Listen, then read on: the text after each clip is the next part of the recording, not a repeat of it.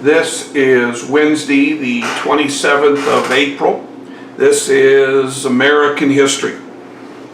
Well, we learned yesterday about the Watergate break-in, and we learned that there had been tapes that had been recorded of everything in the Oval Office.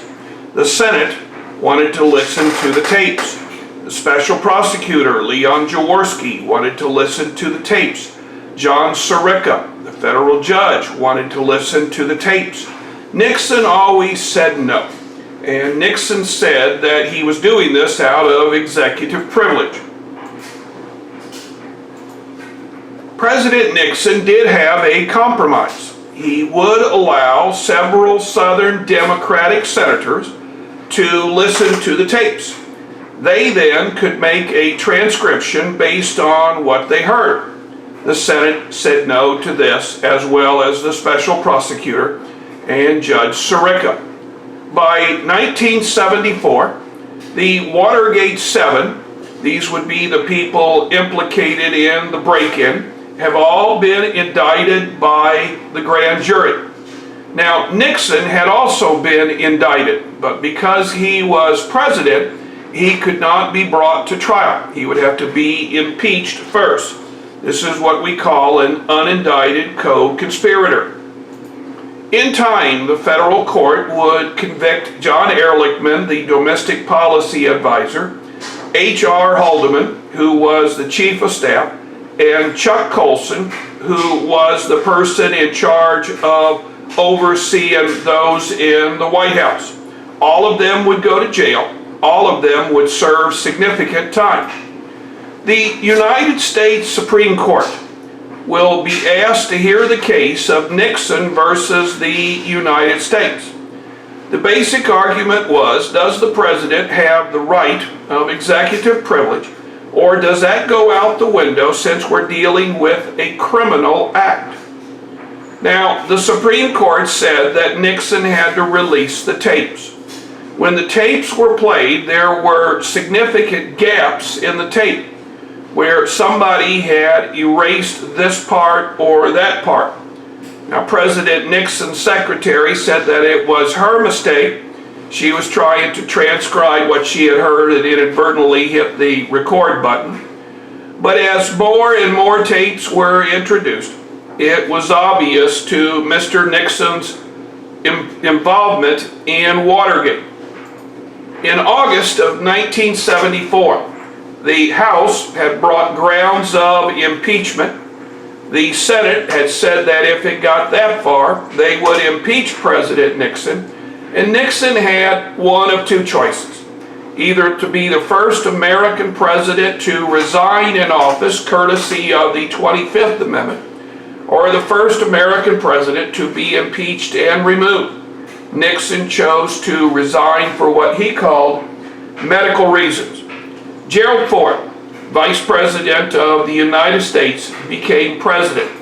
Here is a video that talks about that day.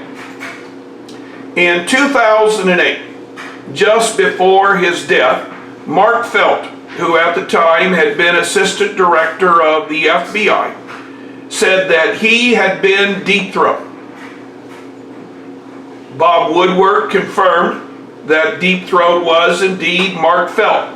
Here is a video that talks about Mark Felt, Deep Throat, and his involvement in Watergate. For all of the terrible things we've been writing in our notes, Nixon's foreign policy is the foreign policy that we use today. Nixon believed that the United States could play the Soviet Union off the communist Chinese and vice versa. Instead of two world superpowers, he envisioned three. And the Chinese and the Americans could play their hand against the Soviets, or the Soviets and the Americans could play their hand against the Chinese. Now, in an attempt to formulate this policy, Nixon became the first American president to travel to the Soviet Union. He traveled there in 1971, and he believed that this is going to lead to what he calls détente. Détente is an easing of the tensions. Now, under détente, both sides are going to agree to SALT. SALT stands for the Strategic Arms Limitation Talks. The number of nuclear bombs will decline. The number of nuclear missiles will decline. Within a few short months, Nixon is going to travel to China. He is going to meet with Mao Zedong. Nixon will propose to the UN that communist China is the one true China. Now, this was an about-face from Richard Nixon, the anti-communist, when he was in Congress. Only a man who could start speaking out against the communists could accomplish this. The expression, "well, Nixon went to China," became the norm for something that was out of the ordinary. In 1968, Israel will declare war on Egypt, Jordan, and Syria before Egypt, Jordan, and Syria can declare war on Israel. This is called the Six-Day Wars. And the Six-Day Wars is going to see a large amount of Egypt, Jordan, and Syria be taken over by the Israelis. Now, the United States had aided the Israelis. The Nixon administration felt that it had to defend Israel from its Arab countries. This here is about the Six-Day War. In 1973, it was the Arabs who attacked the Israelis in what became known as the Yom Kippur War.